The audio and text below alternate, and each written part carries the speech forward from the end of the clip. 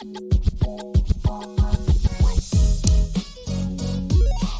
bien, bonjour à tous. Aujourd'hui, on se retrouve pour une nouvelle vidéo, les Black Friday. Donc, on va voir ensemble toutes les offres qui se reposent sur Amazon. Donc, je précise en commentaire épinglé. Donc, on commence avec les boîtiers. Donc, voici le Asus Prime AP201. C'est un boîtier pour les cartes mères en micro ATX, comme vous le voyez. Si on peut mettre un boîtier cooling en 360. Donc voilà, ce boîtier là, il est très intéressant. Il est compact. L'airflow il est très bon. Full mesh, vous voyez, en blanc et en noir, pour seulement 74€. Donc c'est une offre plutôt intéressante. Ensuite on part sur le Corsair 3000D, donc RGB, Airflow. On le trouve plutôt beau. Il est assez sobre, plus compact que le 4000D, mais il est très très beau. Ici on peut mettre un 280 au-dessus et en façade jusqu'à un 360, c'est plutôt bien. Donc ensuite on a le Asus TUF Gaming GT502, un boîtier qui est très bien en termes de fonctionnalité. Donc vous voyez ici il y a deux ports USB-A, un port USB-C et un port jack. Et voici comment ça rend une config, donc c'est plutôt beau. Donc voici le fameux 4000D. C'est un boîtier qui est de base pas si cher que ça. Avant il était à 90€, un truc comme ça, mais il a augmenté il n'y a pas très longtemps à 120€. Donc on peut le retrouver en noir et puis en même temps en blanc. Ici le Corsair 5000D IQ. Donc le 5000D c'est une version du 4000D en beaucoup plus grand. Donc c'est-à-dire au-dessus on pourrait mettre jusqu'à un 360. On peut mettre 3 ventilateurs en façade et le boîtier il est très spacieux et en termes d'airflow il est très bon. Le Corsair 7000D Airflow en version blanche, il y a aussi la version noire. Donc ce boîtier là c'est vraiment un boîtier overkill de ce que j'en pense. Je trouve très très grand. Le seul point négatif que j'aurais à lui donner c'est que il n'y a que 3 ventilateurs pour ce prix là. Mais bon, on peut pas vraiment trop en demander. Car le prix actuellement Black Friday c'est 224€. Et le prix que Amazon nous annonce c'est 274€. Ensuite on enchaîne avec le MSI Gungnir 110R. Donc un boîtier très beau. Petite façade mèche. Le boîtier je trouve plutôt beau en soi. Il y a assez d'espace pour tout régler. Ensuite il y a le MSI Gungnir 300R. Donc une version plus aboutie du 110R.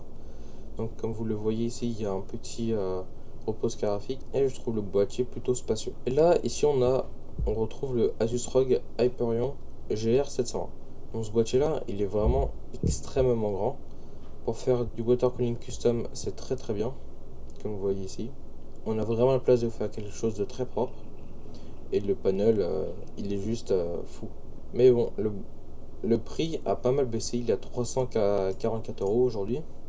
Et son ancien prix d'après Amazon c'est 438€. Donc c'est une offre plutôt intéressante. Ensuite on passe du côté des alimentations. Donc une alimentation de chez Corsair, une 850 watts, donc full modulaire, donc câble très sèche si je me trompe pas. Le prix est plutôt avantageux, on a quasiment 40€ d'économie, c'est plutôt pas mal. Ensuite on a une alimentation de chez Corsair en 1000 watts qui pourra faire tourner toutes vos configs dans l'avenir.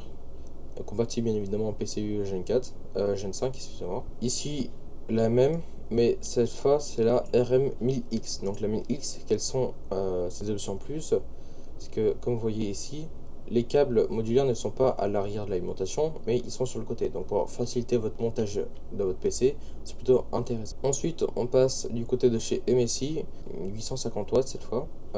Donc comme vous voyez, compatible avec PCU Gen 5. Ici, c'est vraiment une alimentation qui est beaucoup trop pour ce que vous allez en faire. Aujourd'hui, peu de configs vont le demander autant. Même je pense pas qu'il y ait des configs qui demandent autant, donc 1300 watts. Mais si c'est vraiment, si vous voulez absolument une alimentation qui va vous durer dans le temps, conseille celle-là. Elle est pas si chère que ça. Normalement, elle est à 335€. Là, elle est à 269€. Plutôt pas mal, 90€ d'économie. On passe du côté des cartes mères.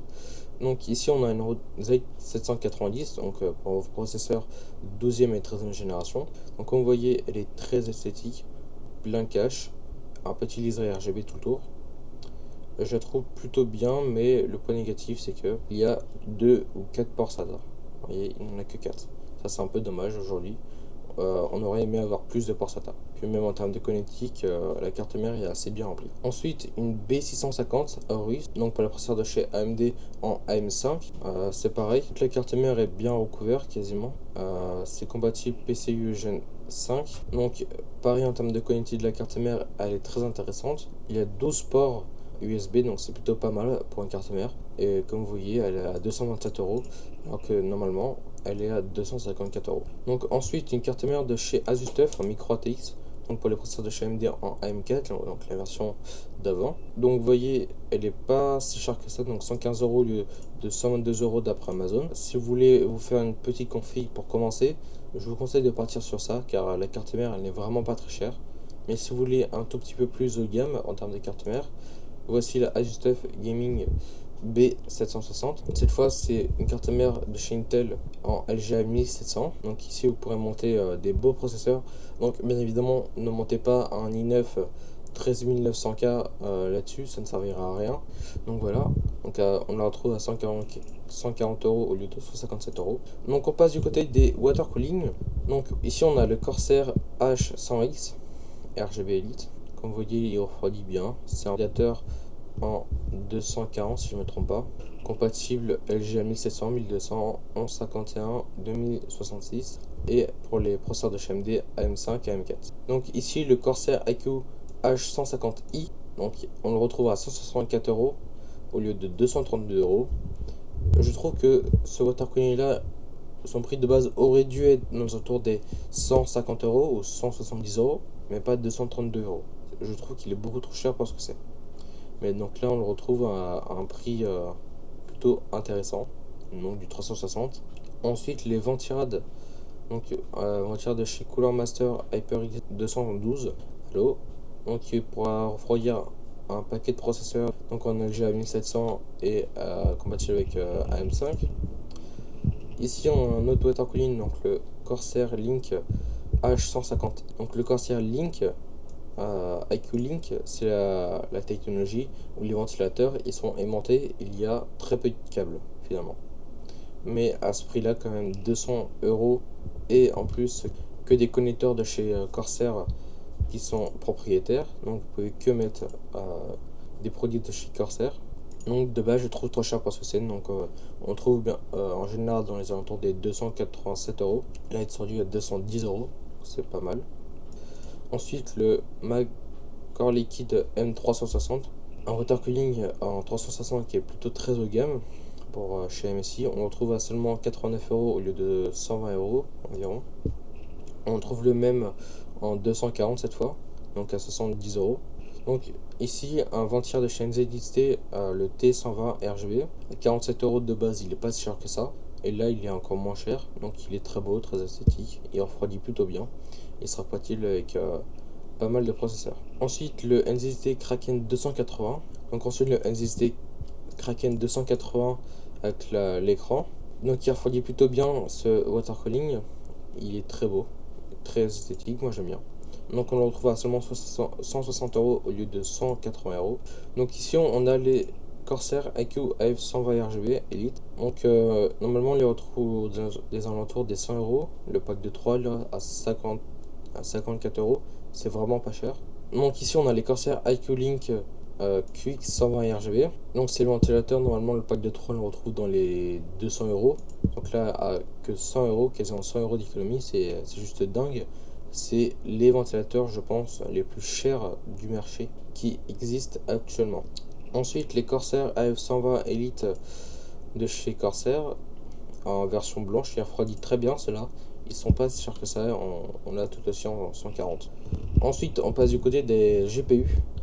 Une Sapphire Nitro plus RX 7900 XT, une carte graphique qui est vraiment très haut de gamme de base, elle est plutôt performance, elle équivaut à une 4080. Donc c'est la version Sapphire Nitro Plus, donc comme vous voyez très belle, extrêmement grosse, à seulement 900 € au lieu de 1000 €. Ensuite on a la Sapphire Pulse RX 7700 XT, donc comme vous voyez elle est plutôt belle, elle est en version 2 ventilateur à seulement 464 € au lieu de 500 € en prix normal. Donc ici une Sapphire pure AMD RX 7700 XT, donc cette fois la version blanche avec 3 ventilateurs à seulement 487 €. Donc ici on a la RTX 4080 X Noctua, Donc voilà la RTX 4080 Noctua. Franchement, j'ai rien à redire. Elle est plutôt belle. Enfin, elle va vraiment refroidir extrêmement bien. Puis elle a 1563 euros au lieu de 1600 euros. Donc c'est pas trop mal. 40 euros d'économie. Ici une RX 7700 XT. Gaming aussi. Donc comme vous pouvez le voir, elle est plutôt pas mal en termes de connectique vidéo. Elle est à 520 euros au lieu de 550 euros. Donc on passe du côté de la RAM. Ici on a de la Corsair Vengeance RGB Pro en 16 Go 3600 C15-18, donc en DDR4. Ici c'est du 2 x 8 Go, donc 16 Go, à 55 euros. Donc vous avez aussi la version sans RGB qui est cette fois plus chère. C'est censé être l'inverse normalement, mais bon. Mais alors là c'est du 32 Go, mais l'autre c'était du 16 Go. Donc en 3200 MHz, case 16 si je me trompe pas. Donc elle n'a pas d'RGB, celle-là, elle est toute simple, elle est plutôt très intéressante, surtout pour le nombre de gigas. 32 Go c'est quand même pas trop mal. Ensuite on a la même version en 16 Go, donc cette fois en 3600, case 18. Donc voilà. Ensuite on passe du côté en DDR5. Donc la Corsair Vengeance DDR5 32 Go en 6000 MHz, c'est le case 30. C'est ce qu'il faut prendre en début pour vous monter un PC. Il a 112 euros. Vous avez aussi la version RGB qui est un tout petit peu plus chère. Ici on passe sur du 32 Go, donc en 7200 MHz, case 34.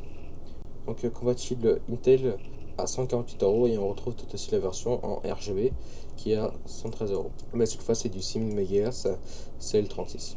Donc ensuite on passe sur la Kingston Fury Beast en DDR5 32 Go 6000 MHz, casse 36, donc 2 barrettes de 16, RGB bien évidemment. On peut la moduler grâce à, donc on peut moduler la couleur des RAM avec tous ces logiciels là, plutôt bien.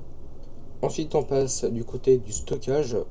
Donc on a un Crucial P5 de 1 Tera en 6100 mégaoctets par seconde Gen 4, donc à 57 euros au lieu de 151 euros, prix conseillé, donc très belle réduction. Donc ensuite on a un Crucial P3 4 Tera M.2 en 4800 mégaoctets à la seconde à 190 euros au lieu de 211 euros, plutôt pas mal si vous voulez avoir beaucoup de stockage. Ensuite on passe sur du WD Black en 4 Tera, toujours en M.2, PCIe Gen 5, Gen 4 excusez-moi, en 7300 mégaoctets à la seconde, donc à 300 euros au lieu de 365 euros, c'est tout aussi bien. Mais alors là on passe sur du Seagate en 12 Tera, 7200 mégaoctets à la seconde, garantie 3 ans. Donc Seagate ils font toujours des HDD, on en trouve de moins en moins. On peut avoir beaucoup de stockage grâce à un CD qui est un HDD, excusez-moi, qui est très très grand. Donc on le retrouve en plusieurs versions, sauf que les autres versions elles sont malheureusement déjà parties pour les offres du Black Friday. Donc voilà, c'était la fin de la vidéo. N'hésitez pas à lâcher un pouce bleu et à nous dire si la vidéo vous a plu. Désolé pour la qualité, encore une fois. Là je fais avec une webcam il y aura bientôt une review sur cette webcam là. N'hésitez pas à nous dire si vous voulez encore des bons plans. N'hésitez pas à vous abonner et à nous suivre sur nos réseaux sociaux. Et donc voilà, c'était Prestech. Bonne journée. Au revoir.